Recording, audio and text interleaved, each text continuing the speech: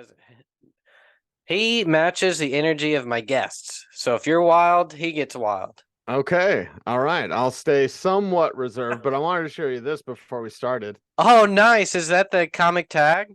Yes, yeah, that's the tag. I got it from Comic Tom, and I got the Comic Tom variant Oh, too. no way. Nice. Yeah. So I was like, yeah, I got to I show have you yet to this. even see that. See, yeah, they Scout didn't send those in the comps, just the books. So I haven't seen what the exclusive comic tag things look like yet. Yeah, I keep them sealed. I have a stack of them around here somewhere, but like I keep them sealed just because I'm like, I don't know, I already have the book, so I don't know what the tags are, but they're cool. Yeah, I think I'm not sure that that's something that they started. And I think they were kind of like they pioneered that thing, and I'm not sure if it's really like latched on at all as a collectible thing or not. But it does give you access to the digitals. I know that for sure. You can like somehow use that to have access to read the story, but it's like it acts as its own little keychain collectible kind of thing. I think that was the idea behind it. Okay. Yeah, there's Which a bunch of different ideas like that. I knew a guy that put his comic on like a USB, but it was like a customized USB, so it had his title on it and everything. So, it I've was seen it. unique. I didn't realize. Yeah, someone last con I was at, someone was telling me that they're like, you can get bulk USB drives for less than 50 cents per drive or whatever. So something like really reasonable to where it made sense to do that. There was almost like you could treat a USB drive as your business card. Right. Yeah, Right. and or like, oh, my whole portfolio and everything and whatever, and I was like, oh, okay, yeah, I get that then. And then, like you said, if you actually physically customized it then to make it look cool with your logos on it, then yeah, that's pretty cool. Well, then people would know, it's something different rather than just like, I don't know what's on that thumb drive. Yeah, exactly. It's right. It's not a sticker or a sticky note that says this. It's your logo built on it. Mm-hmm. That's the Right. way to go. Yeah, I got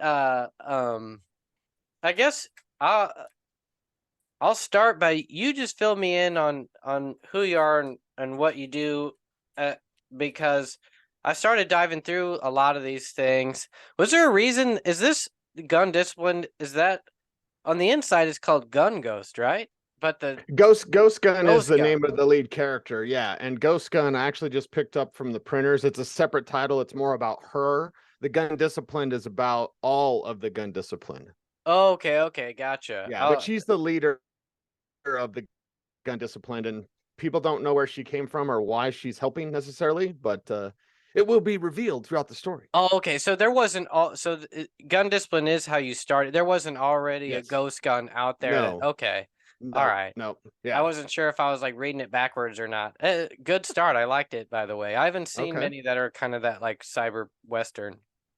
Yeah, I wanted to do something because I have many ideas. I guess I'll go ahead and start, Yeah, right? yeah. Like Let's go.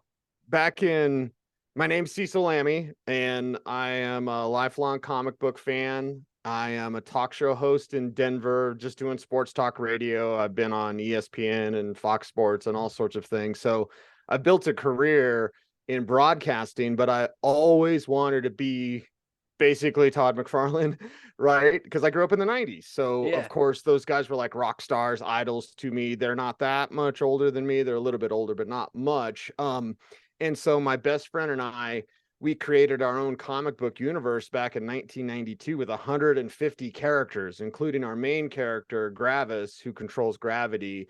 And I always say, with great power comes zero responsibility I because he's love a that teenager. tagline. I And, saw and that in I've one of the ash cans. yeah, and I've got three children and only one teenager left because my other kids are older. But like, yeah, I know what teenagers are like. Not exactly like, let's go save the planet. But Yeah. anyway, so that's how that started, and we got on with Legend Comics. And if you know Legend Comics, you are old and probably a Coloradan because they were a Fort Collins company and they had one issue called Lords. And they were local, and they were the guy that ran the comic shop, Rob Fusion Comics in Fort Collins. He was their editor. So like, hey, can we get our stuff in like an anthology, like middle of the book type thing? And they're like, sure. So it was going to be separate, our universe still, but in Lords #2, which never came out because they went out of business after Lords #1. So Okay. my best friend and I were teenagers at the time. This was like 1993, and we were just like, it's over. And we just kind of essentially gave up on our dreams of being comic book creators, but we kept the dream alive because as we talk and talk and talk for years and years and years, we'd still talk about our universe, create stories, all these sorts of things. So my best friend Eric Hoffman, Big E is what his nickname. So if I say Big E, that's him. So in 2014, Big E was diagnosed with cancer. Ooh. And not to sound morbid, but I didn't want him to die without our stuff ever seeing press. I mean, we talked about it for 20 years, whatever the number is, and like it really meant a lot to us. It still means a lot to us to this day, obviously. So we worked on the book. I did everything myself, and it's not good. But like I lettered it, and I it's not color, but I did all the art. Digital art was just I was starting to learn how to use a tablet and stuff like that. But anyway, so through his chemotherapy and his surgeries, plural, this keeping the concentration on the comic and the positivity and the friendship and the brotherhood and the love, like it really helped him. His words, and to this day he's cancer free, thank goodness. I'll Nice. knock on wood for that. But so we had that done. That was 2014. It was done in like 2015. Locally printed it. I got a buddy that runs a print shop in Denver, and we had a few copies. I got it put on the shelves of my local comic book store up in Arvada, Colorado. Cool. And so since I'm a talk show host and I'm on the radio, one of my co-hosts at the time, different show, but he was like talking about, me being a huge nerd. So he was like, Cecil's a big nerd and he has his own comic, because he's such a big nerd. Well, one of our listeners, Mark Torgove, shout out Mark, who's helped me a lot in this. He's a writer that's worked with George Lopez, David Letterman. He has a Garfield movie coming out next year. So he's written comedies basically for 20, 30 years in Hollywood. And so he's a regular listener because he's a big Broncos fan, and he lives in California, lives in Hollywood. So he hears that and always on the lookout for any sort of stories. He reaches out to me. I remember it was before the scouting combine that year. So it was like February. He said, "Hey, I'm Mark Torgo of Hollywood, whatever, Netflix, like, send me your book." So I sent him Gravis, which again isn't great. But I sent it to him and he said, I like this. And I did the with great power comes zero responsibility and all that sort of things. And he's like, let's make it a TV show. So like over time, a couple of years, we basically wrote 4 seasons. Haven't sold anything. Trust me, if we did, I'd be doing a dance of joy. But like, it just gave me the impetus to like start this. And because I have so many ideas going through my head, not just Gravis, not just our universe with 150 characters, but like other stories that are different concepts that are outside of the superhero universe. And one of those, you happen to have a copy of it. It's called Fake Boots. It's about a fake ghost busting business. And so I had written it with The Rock and Kevin Hart in mind. Well, one of my coworkers is Mark Schlereth, who happens to be Dwayne Johnson's best friend and did 3 seasons of Ballers with him. No way. So okay. Dink was at a comic book show with me. He was there as a Bronco because he's 3-time Super Bowl champion. So he was there signing autographs, and I've known him for 20 years. He got me into radio. So he comes over to my table. He's like, "What are you doing here?" And I was like, "Trying to sell my comics." And I didn't have anything. I just had a bunch of prints. And I pitched him the idea of Fake Booze. I'd never told him before. Never told him about Fake Booze. Never told him. And by the way, Stink is in it as well. General Hoover at the end. But I said, yeah, I wrote this treatment with The Rock and Kevin Hart in mind. You're in it. And he goes, "Get me the comic and I'll get it to Dwayne." And so I pooped my pants and I was like, oh my God. And I've interviewed The Rock before. This is how dumb I am. I called him Mr. The Rock because, like, what do you call The Rock, right? Like, I can't call him Dwayne. I'm not his best friend like Stink is. So I was like, "Mr. The Rock, you're so awesome." But anyway, so like just that kind of prompt from the guy that got me into radio 20 years ago. It was 20 years, almost exactly, 2003, when Mark Schlereth got me on the radio. Because I'm a super nerdy fantasy football guy and nobody knew what fantasy football was in 2003. But anyway, so that impetus led me to put Fake Booze right to the front. It became the first one we were going to do. Found a great artist to work with, and started the process of like, okay, I've got all these ideas. I just want to do 8-page ash cans to hand out. So when Mark goes to those meetings with Universal or meetings with Fox or whoever, he can, and they always say when you have an idea, That's great. What else you got? Well, Mm-hmm. now when they say what else you got, he can open up his briefcase and he's got comic books. He's got different properties, not just superhero properties, but gun discipline, which is like sci-fi western. Basically, the government is hunting minorities after the apocalypse, and they don't have anything to use except for like old tech. So they're going up against robots and stuff like that. So like that idea, fake booze, which is about a fake ghost busting business, and what would you do for your best friend, right? Like that's we all have that question, right? I do anything for my best friend, for Big E. I would come back from the dead to help him, you know. So like all these ideas, the familiars, I sent you actually the very first metal trading card of the familiars, which is Oh, my nice. story about my dog ZZ. I grew up in the country, so you know every dog had to be a cow dog, or else we just didn't keep them because that's the way it was in the country. ZZ was a little pug. He could do everything the big dogs could do. They hated him, and he thought he was a cat. So he'd go live in a barn with the cats and sleep next to the cats and drink milk like the cats. Like he was a cat. So I wrote a story about him set in the Salem witch trials, where the cats are the familiars of the witches and the dogs work for the government who hunts the witches. So it's Fox and the Hound meets Harry Potter. So Whoa. that's like an animated series, right? And Uh-huh. hired Heidi Davis to do that great cover. You've got that middle card. Like so finding these great artists locally, and my main artist Ty Henderson, shout out Ty, amazing work as always. He lives in Texas. So just, networking, finding these other artists, getting these projects out there, and just having I think Jay Parker, whose YouTube channel where the guy's always like, don't have a project, have a product. And I think it's Jay Parker. Maybe, yeah. And so I always think that like I've had these ideas like Gravis in my head since 1992. Sue Immortal, I came up in the early 2000s. Death Support, which just successfully funded on Kickstarter, that I've had in my mind since 2009 when I was on a flight and we were experiencing turbulence, and the flight attendant was going around to people like whispering, like, put on your seatbelt, stuff like that. And so I'm sitting in row 17 because I always sit in row 17. And I'm like, what if she's telling you you're getting ready to die? Oh, And so I still have the notes on my phone because I have a Galaxy with the stylus so I can write on it. So I just started feverishly writing like death support. I'm a name guy. So I love names, right? I thought of life support. Well, what's opposite of that? Death support. Death's a big job. And so she needs her family to help her. So it's death, love, karma, and hate. And each one of the sisters handle souls differently. So, like, if you've been a good person, love will come see you before you die, because you must have a peaceful soul at the moment of passing, or else it'll provide what's basically a demonic possession, like a forced soul removal. So there's a mm-hmm. battle for souls. There's accountants for souls. There's other death dealers like Santa Muerta. I'm half Mexican. I'm Chicano. So Oh, Santa Muerta okay. has been big in Mexican culture. So there's Iosis, who is my death, the Greek death, basically.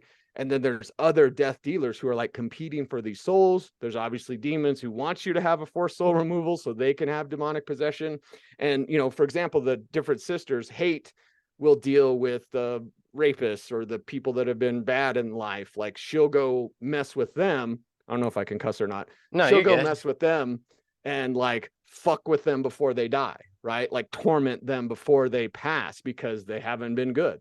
So it's that idea I've had in my head since 2010. So rather than have these ideas and be some loudmouth that talks about football, I was like, I want to create comics, and I don't have time to draw as much anymore. Mm-hmm. But hiring artists, getting out there, kickstarting stuff, it's been so energizing for me. And really, I was just at SpawnCon, year one of SpawnCon this weekend. Got to hang out with Ben Templesmith for over an hour, Oh, and nice. yeah, and I've talked to Tom Garcia, Comic Tom, and Fire Guy Ryan Sargent, so just Yeah, meeting yeah. people, falling in love with your channel, right? Because you're I'm always looking for comic book content. And that's how Uh-huh. I had to reach out to you and be like, dude, I love your channel. Oh, well, I've got thank your you. book.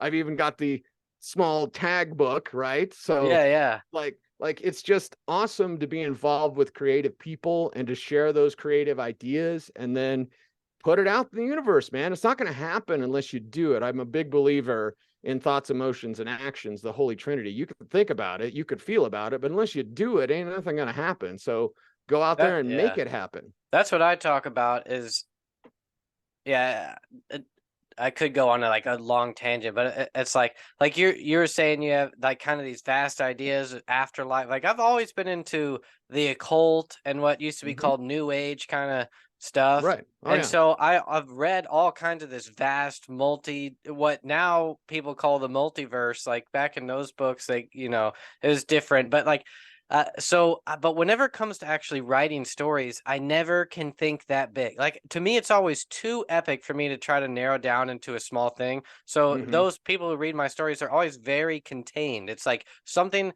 I take a whole lot and make it all showcase in something that happens over the course of 48 hours. Like we're Right. just like in one thing. Like there might be a lot big world that I'm describing, but I'm just showing you one night in that kind of realm. Or in the case of like It Eats, it's like all takes place in like one day, and then I kind of just like showcase like the flashback which happens over the course of a couple of years. But like Right. anyway, so it's just like That's like funny, a like I can't do Tarantino what you thing. do where it's like there's a demigod for this and a demigod for this in a realm where we do this, but only if this happens because of this kind of thing, or if this character comes into play, now it changes all these. Or like my writing partner Aaron Crow, he does like dive deep into that kind of, like he'll like come up with kind of vast universes. I'm Mhm. always like, all right, now let's narrow that down to one night. Right. But Well, yeah. language fascinates me. You mentioned the occult. Occult comes from the Latin word occultare, which just means hidden. Yeah. So any sort of occult knowledge, there's dark occult and there's light occult, as you probably will know. Like any sort of knowledge like that is just hidden knowledge. So that type of stuff fascinates me. I'll Oh watch the yeah, hell out that's of why that on YouTube. I Hmm. forgot. That's why I was bringing that up, because you reminded me, you're saying like kind of how you bring something into fruition. You have to Hmm. take action in order, Right. and I always preach that like the thought, then you got to write it down. But for those of us that are not, you know, like comic books are one of the not necessarily easiest, but the just most straightforward. I feel like for those that have something in their head and they want to get it out and they want to bring it into the real world to like make it a reality. It's like step one is like, well, just whatever you see in your head, write down what you see. You don't have to come Right. up with the narrative form. Yeah, you don't have to say Billy Smith was feeling bad this day or whatever. You just describe the setting where you see that character. What does he Hmm. say? And like, and that's just people that a lot of people are.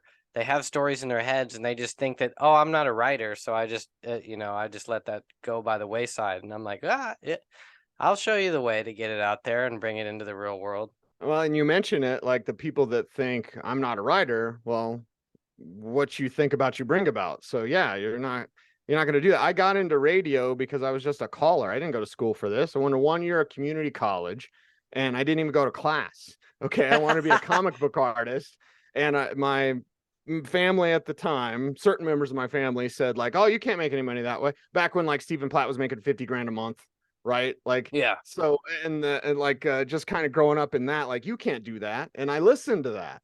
No, no, no, I can do that. I should have done that. I know Dan Kemp, the Spawn colorist for like the first 100 issues. He's actually going to color Sue Immortal for me. That Nice. You're the first person to learn that because I just secured that this weekend at Oh, that's SpawnCon. But awesome, like, man.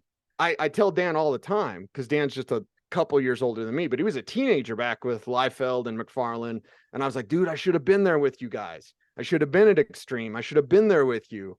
But now I'm able to scratch that itch, still have a successful broadcasting career and all those sorts of things. But like, this is my passion. And it's fun to share these story ideas with people and to, you pitch people, you know what it's like. I think there's Save the Cat right there behind me, like the Oh greatest yeah. screenwriting book of all time. Yeah, yeah, And for sure. Blake Snyder, RIP, always said, pitch everybody, pitch Mm-hmm. all the time, tell your stories because it's funny. You can tell, I was just at a comic book convention for 2 days, and so when I'm pitching my stories, trying to sell comics, you can tell when the kind of light bulb kind of flickers, like, oh, they didn't like that part, or oh, I better hurry up with this pitch. So that type of stuff, it all helps. It all gets better. And what I tell people that want to be into broadcasting or podcasting or whatever, I say, get StreamYard. It's free. Get a headset at the Walmart for 25 bucks and plug it into your computer and start talking. Mm. Because I've been a podcaster since 2006. I've been on the air on the radio since Wow, you've been 2003. doing it since the beginning. So Like, my first podcast, I said, "Welcome back." because I'm a moron. I said, welcome back on the very first show of podcast I ever did. And so this is how I did it. My co-host, who's still my co-host today, we've been going 18 years strong. I recorded it on a cassette on speakerphone. I took that cassette, I put it on a CD on my home stereo. I took that CD, I put it on the computer, and I uploaded it to our servers for footballguys.com. Oh my And that was goodness. the first episode of That's The Audible. amazing that you did it, because I still think that kind of way when it comes to the logistics of like putting things out there. Because I remember doing the same kind of thing where it was like, I mean, I started like making movies whenever I was like 10 years old, and I didn't have like cameras. I had to physically take pictures and like do stop motion. But I Wow. remember then being like, how do I get this out there? And I was like, well, I can always just take another camera, film this, me doing this. Like everything's just like 3 layers removed, and then being like, all right, now we can put it on this thing and that thing. Like everything's, and I remember just like being mind blown whenever I was actually physically editing film by cutting it on a thing. And I remember then like using editing systems, and I was like, oh, it's just the physical thing on a computer. And I remember like telling my dad, like, I figured it out. They're the same thing. It's just one of them's on the computer. And he was like, yeah, that's what editing software is. And I don't know, to me it was like I don't know, I solved everything. But Right. that's Right. Well, funny and that I you can did it straight up cassette to CD to then, and the that was in computer. 2006, which to me doesn't feel like that long ago, but I know that podcasting didn't even really take off till like the 2010s, just like mobile and everything else. So the fact Right. that you're doing, like, YouTube was barely even around in 2006, if it Right. was at all. I think it went live like late six, and maybe like really no one noticed it till 2007 or 8. Yeah, 7 or 8, something like that. And now I just watch the hell out of YouTube. And like when I watch your channel, a lot of the things that you talk about are from wisdom. And you know this, like there's experience, which leads to knowledge, but knowledge put into action is wisdom. For example, in 2 weeks, there's a cat show here in Denver. So I have a book about a dog and a cat and best friends and Fox and the Hound. So I'm like, one of your videos, you said go somewhere else that's where you wouldn't think your audience would be, but has something to do with the subject matter. And so a light bulb went off. I was like, there's that cat show coming up. I'll set up a booth at the cat show, and I bet I'll put my book in front of people that have no idea about anything comic books, but they might Well like done. it. That's thanks. Yeah, that you did. I'll use that as like an example of like I didn't even know there were cat shows, and that's exactly what I'm talking about. Well done. You'll have to Mm-hmm. let me know how well you do at that kind of thing, because that's the Okay. thing is like I didn't really start thinking that way until I went to Mardi Gras, New Orleans, a few years back, and I saw just like the people out there just like selling whatever, and just it was like just like there's just so many people at that thing that it didn't matter what these people were selling, and it how these everybody there is hammered, so you just can do the bare minimum of being a salesman and be like, do you like guns? And then yeah, look at this, like, do you have $10? Oh yeah, I do, and like, and Yeah, people yeah. were just like selling anything, and I was like, Mm-hmm.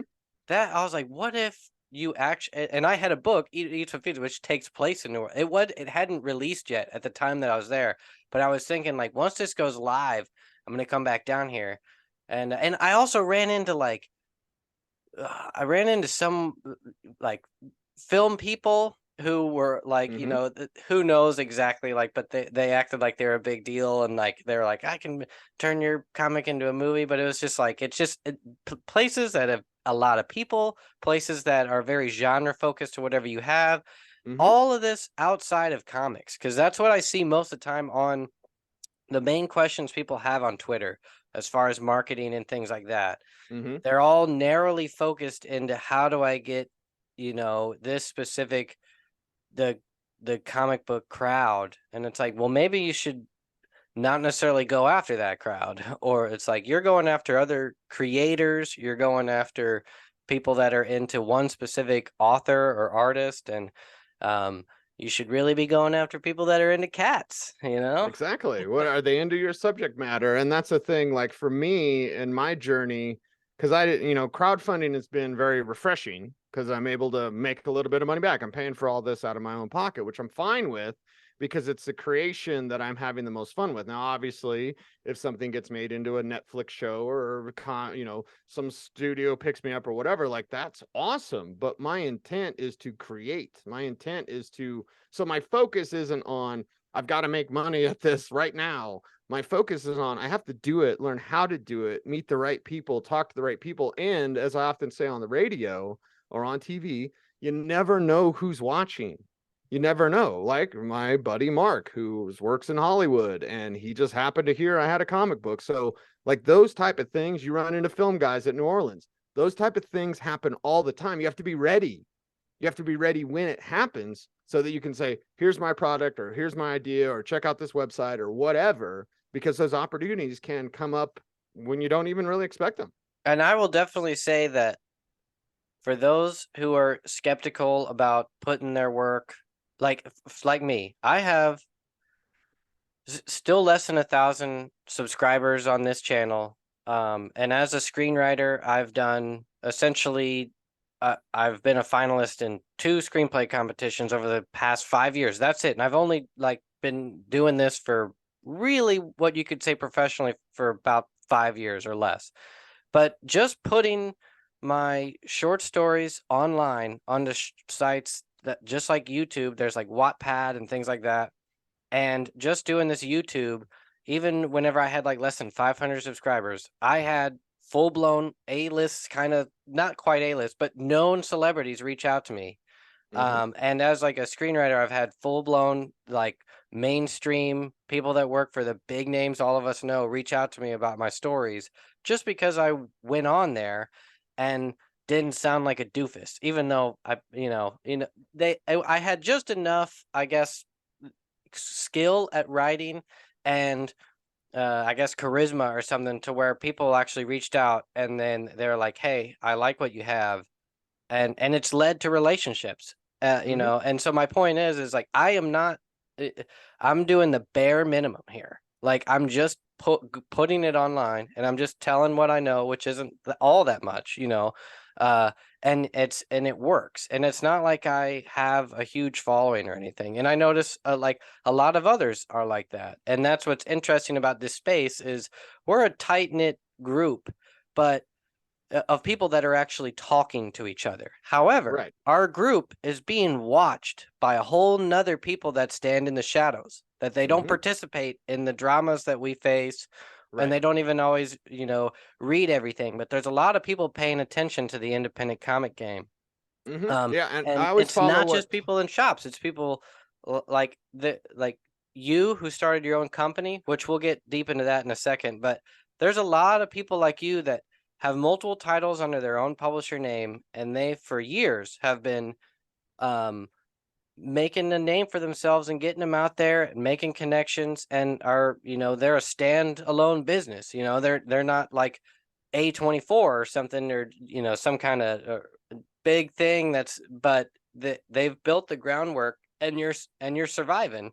And Mhm. it's not just, I guess my point being is it's not at zero. And it's not just a hobby. It's a legit business, and and that's just one small section of the independent comic game that's almost ignored, because if you're not going to comic shops, um, it or sorry, if you're not going to comic conventions where like mainly like you are, like your specific thing, like there's a lot of companies like you that are self-distributing and doing the Right. Kickstarter thing, or and that in itself, I feel like at this point is, I've been doing the numbers. I think it's probably like, $100 million revenue industry on its own. It's just Yeah. that side of the indie comics game. But so And I hate to interrupt, but like I always remember what Todd McFarlane said. The studios, Batman's already bought. If you're a studio and you don't have Batman, you don't have Spider-Man, well, do you have something else? Like your title or your idea, something killing children, right? I mhm, don't know if you're a fan, but I happen to be a fan. 2019 is when that book came out. Immediately got bought, right? Because mhm, it's a great idea and it's mhm. a great title, and you could see it working, hopefully, as a Netflix show someday. But like, that's how it happens. Now you have to be in it for the creative part, be in it for the right reason. And I'm just fairly new at this, just starting essentially a year and a half ago professionally, and then starting in January. So I'm not even a year into that part of my business, but it's like you got to learn, you've got to have the product, and then you've got to be ready for what's the next thing. But you don't get to that next step. You can't jump steps. You Yeah. got to take one step at a time and keep your goal focused on, in my opinion, the creation part of it. Exactly. No, yeah, it's like I've used the analogy of I used to train martial arts, mainly taekwondo back in the day, and in order to break bricks, they always say you don't basically you look through the brick and you aim to hit the floor, and the brick is just something that's in the way. But you're actually aiming for the ground. That's what you're trying to hit. You're trying to break the ground, but the brick's just in the way. So it's like the same thing where it's like you need to have this grand vision, but the bricks are still there that you need to break through. You can't you still have to go through the motions of training to break the brick. It's not Right. just the goal. I'm not just stomping the ground. But um whoops what I was gonna dang it, I had another tangent I wanted to. Oh, I remember. I was gonna say I'm gonna make a whole video on this actually, but I Okay. wanted to bring it up since you brought up something that's killing the children. Have you listened to James Tanyan's? Dang it, now I forget what he was on, but he describes like basically his process and kind of like his business goals with something that's killing the children. Like right after he left or was like leaving the big two, he was like planning to release like the 3 series. I think it was something that's killing, Department of Truth, and he had another House one. of Slaughter, doesn't he do House of Slaughter too? Or is No, it no, no. He hadn't. Lives on the Lake? Lives on the It was the Lake. yeah, it was the lake one, I think. Yeah. And but he had it planned where he was like, I need I need to do these amount of things to reach the bare minimum of what I want to do with this book. And was really, and then he was calling and pitching uh the actual comic shops, and he was basically saying like, I have this which is going to be ongoing. Like even though it's solicited as a whatever it was, a mini series, he already was like pitching it to privately to the comic shops, like this is going to be ongoing, like Mm-hmm. you guys blah blah blah. And then it was like, but he also knew that right after that he'd have these other, he had this basically like step by step plan that was, and those were just like the 3 books that were then leading to where he was like, and then I'm going to do this big, like he was like had a whole setup plan to Mm-hmm. basically do his own thing and rise to the top. And the reason I bring that up is like he didn't just wing it. He Right. had it like set up down to like he knew he was going to call these people, say it this way, sell it this way, convince them this thing, so that he could then line things up to where it was like if he had any like once he broke that barrier, he then could then use that momentum to then start hyping. And it worked down to a T to where all 3 of those books became huge hits, to the where Right. Something Is Killing broke the system. Like Something Is Killing was such a huge hit that now we don't even like, we can't even compare those kinds of indie numbers. Like it was, it doesn't even make sense. I don't know of any other book that has broken those kinds of records since then. I think Right. it sits in its own category to this day. Um, Well, and I always think of Robert Kirkman as well, right? And I'm not saying yeah, I'm the for next sure. Robert Kirkman or whatever, but I know that guy's out there. Like the path is there. We have trailblazers before us. Because I'm older, like I remember the independent scene in the 80s. Grimjack is one of my favorite comic books of all time.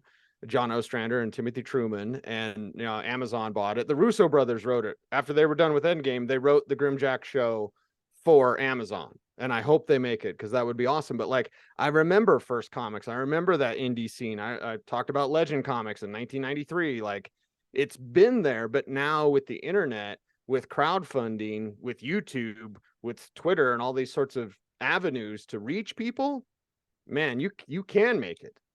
And that's what's cool about this space is it doesn't take that much effort. The barrier to entry isn't that high, but the barrier to quality does take at least some talent or some money or a Right. combination. And if you have any kind of hook, you can get on the map. And then if you just take any efforts to sort of hype it or build a brand or any kind of these things, like it can be its own thing, and you don't need to be a celebrity in this space. And that was kind of my point with James Tynion is I will see people or talk to other creators who just kind of assume like, yeah, but he, not just him, but other creators that are highly successful in the indie space.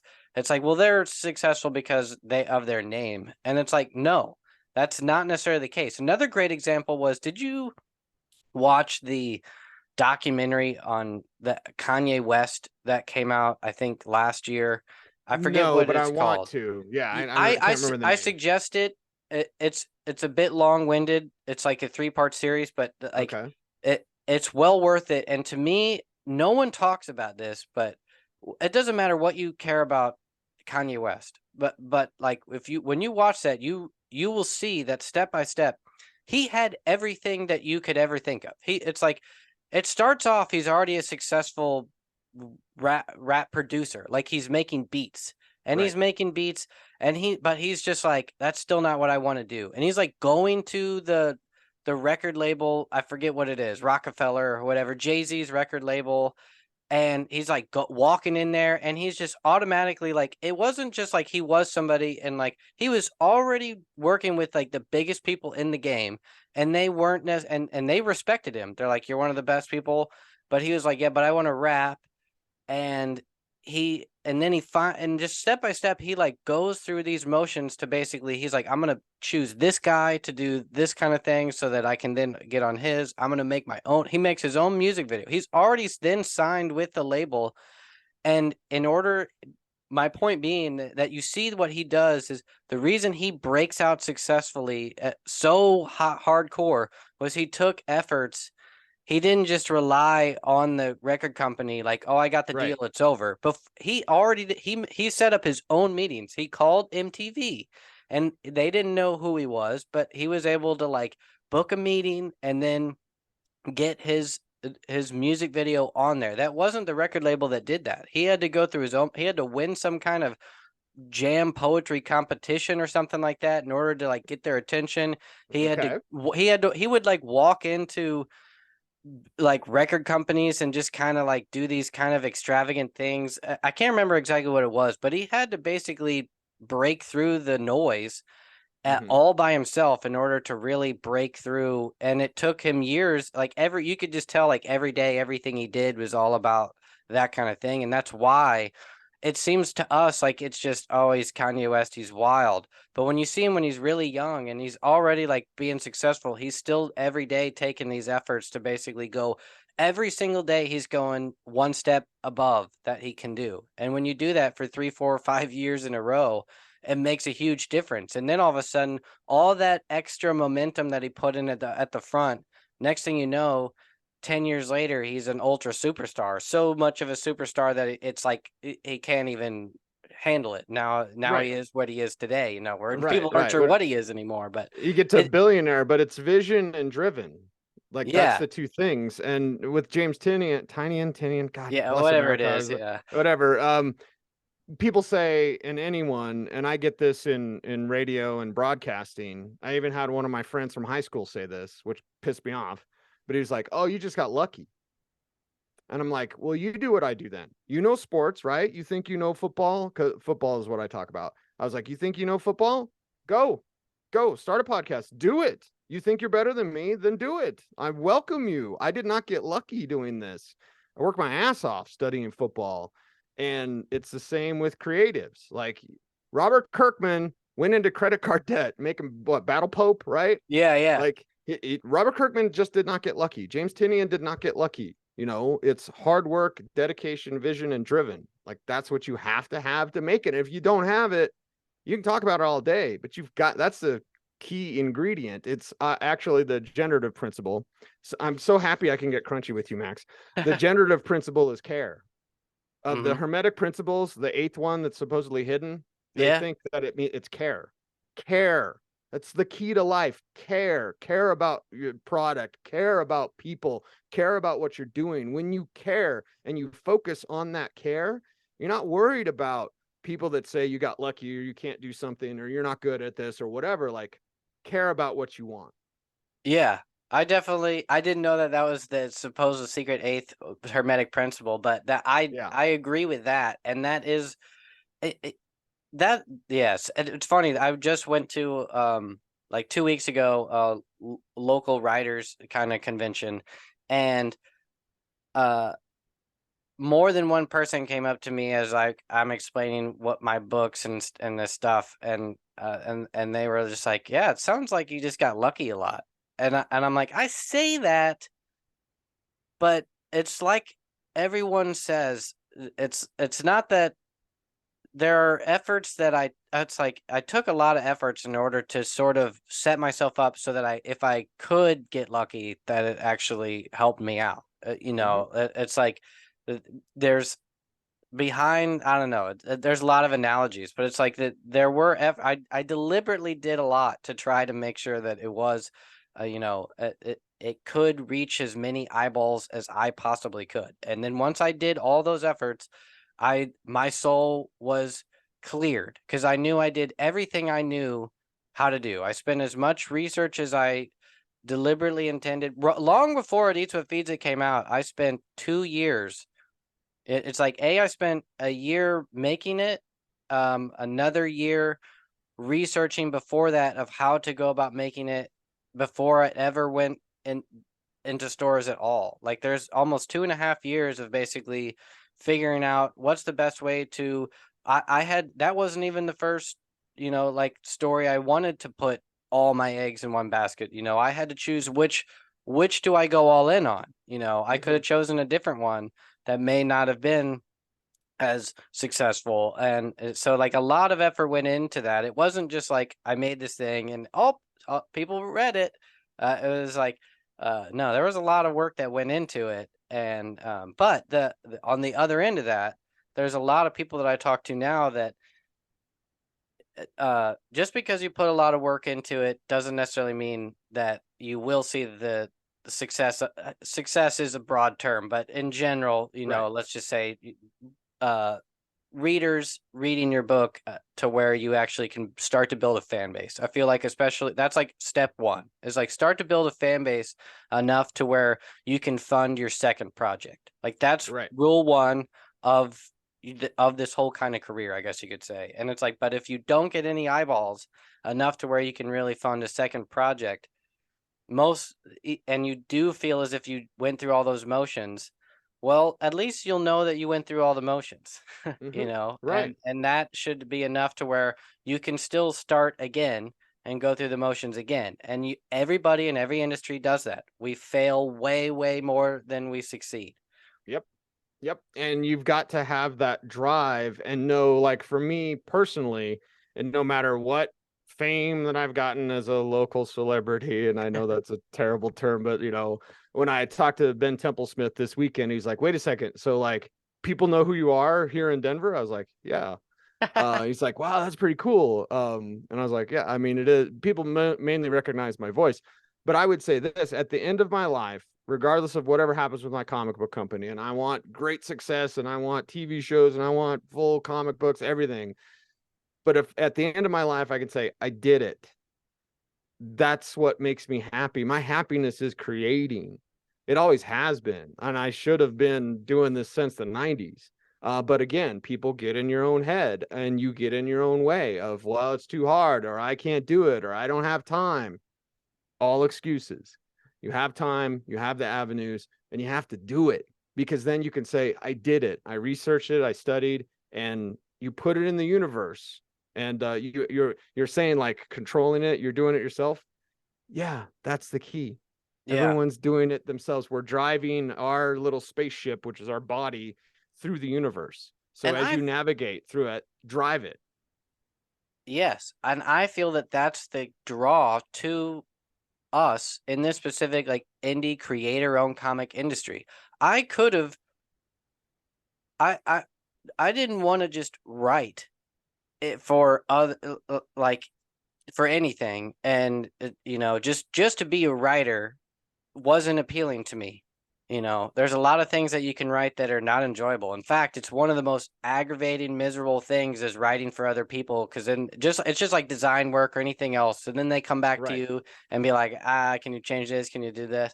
It's like the joy is I'm creating my own worlds and Hmm. my own universes, my own stories, and bringing those to life. And I'm the director of my own anything I want to be.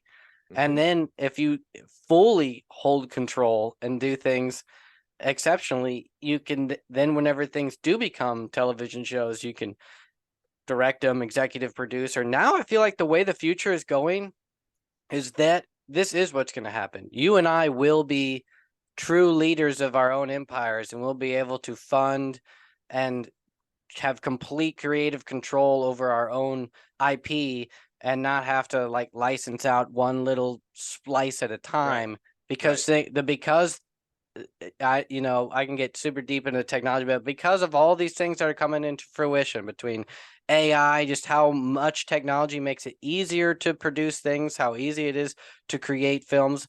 Like nowadays, cell phones are filming at an equal quality to better than 35 millimeter cameras were. Right. And you can, yeah, so much to make it to where it's gonna be like, if those of us like that are pioneers in this space, and I feel like that's what's cool about this is we are pioneering not just the indie comic space, but like the future of storytelling.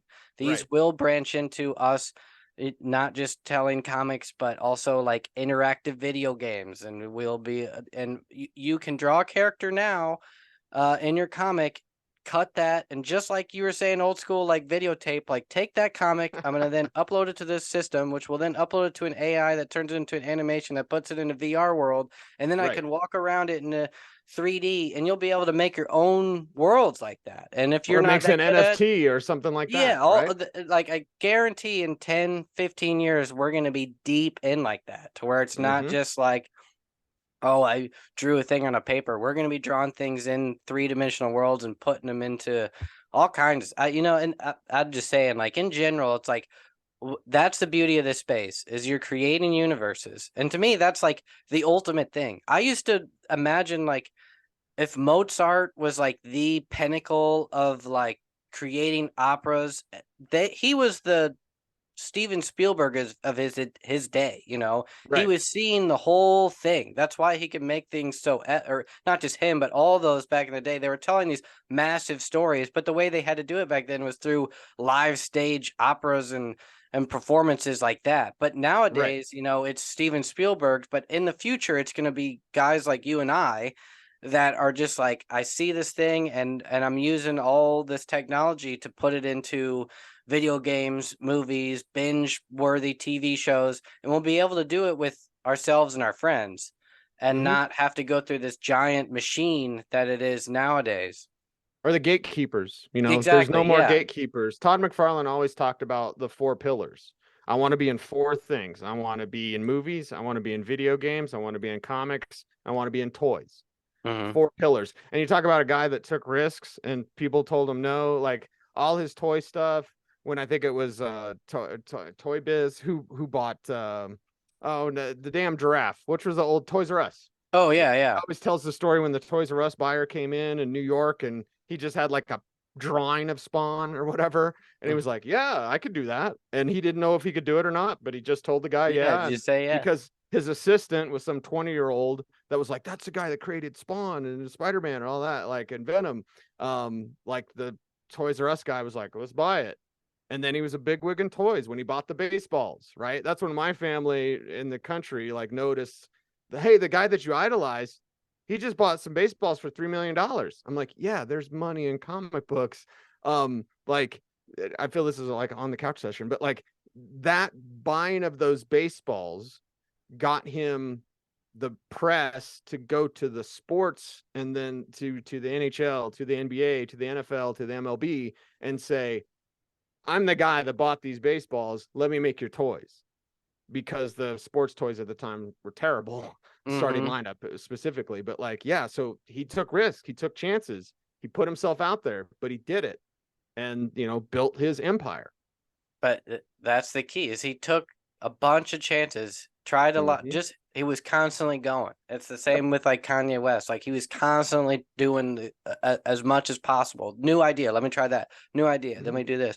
And yeah, that's the key to like all this stuff is I mean, like every day, and then I'm talking to new people like you. Every single interview I've done, I've learned something that like made me think, like basically expanded it a little bit more to where I take that now I'm going to use that in my books and things like that.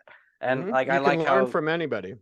yeah, anybody that's actually taking action, like you said. Yes. Yes. Like that, because it's just like even talking to people, new synapses fire and I think of new things. And it's like, and that's what I encourage a lot of people. I think that's part of the high of indie comics and why there's so much drama on the like the internet about it, is because people do feel that momentum when they just are in the space talking about these things. And then they're like, yeah, I'm helping this creator and this creator backed my thing. And yeah, you get this back and forth momentum that does grow. And man, I feel like we could talk for another like hour, but I'm like basically out of time. I have to go check on the wife and baby. I feel like we didn't cover anything about your company or anything. Well, So that we're just definitely means I gonna have to have to come do this back. again. Yeah, we'll Yeah. definitely have to do a part 2. But I'll end at just remind everybody what's the name of your company, where can they find your comics, and all that.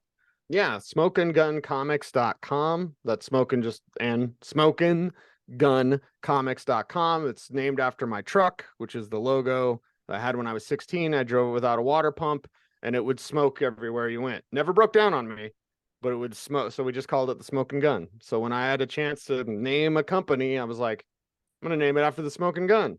Yeah, and that's a good logo too. Thank you. I like that. Yeah, I like all these books. Yeah, definitely. I didn't dive into anything. I wanted to go Well, into that's just like, part 2. We got a part yeah, 2 coming part up, 2 we'll baby. get into like your actual marketing, how you get your audience, how did you like, what are you doing today? How do you promote your Kickstarters and all that? Why'd you choose the paper that you did? Because it's interesting. You don't use like the glossy on the inside. You use like kind of and it's not new. It's interesting how I've never really seen someone do their comics the way you do. And then these ash cans are more than ash cans. They're almost like these kind of super ash cans, you know. A catalog, right? Yeah, Little exactly. It's like a eight-page catalog. story, They're and cool. then you get artwork from the other concepts. So, and again, it's just to entice people to be like, "What else you got? Here's what else we got. We got 8 IPs, and 5 of my books have been printed. Familiars is at my letterer right now. Shout out Tim West in the UK. Terminally Kill, my final IP, goes to my artist tomorrow. So that'll be done before the end of the year. And then guess what I'm doing based on your recommendation? I'm taking Sue Immortal because all this is market research. And I've learned in market research, my most popular ash can has been Sue Immortal. He's suicidal and immortal. Again, conflict, Blake Snyder. So like if you don't have conflict, you don't have a story. So now my first full comic and 4-page limited series, you're gonna know this because you said it. Make a 4-issue limited series and put it in a trade paperback. So the very first one that will be colored by Dan Kemp, you heard it here first, will be Sue Immortal, because my market research, my ash cans showed me Sue Immortal, I can't keep it in the comic shops here locally, flying off the shelf. So if you want your copy, smokinguncomics.com. Badass, man. Yeah, I was looking at that one and I liked it. At the end, like you put that kind of like the reference number to those that are suicidal and all that. And Yeah. well done on all this stuff. And yeah, so yeah, that's awesome that you are taking my advice to the extreme. So we're definitely doing a part 2 to follow up on that. And that thanks a lot again. I just appreciate your time, man. Love your channel. Keep it up. Thank you. Yeah, that it means a lot whenever new people reach out and they actually take my advice. It's like, because every once in a while I'm like, is it actually good advice or whatever? Like sometimes I feel like I just say a lot of broad general things, and I really try to dive to be like specific examples of what you can do step by step. So it's awesome, means a lot. Thanks again. Take care, and good luck to the Broncos. Yeah, I mean, it makes my job easier. I'm at their headquarters 3-4 days a week. So yeah, go Broncos. There you go. All right, go Broncos.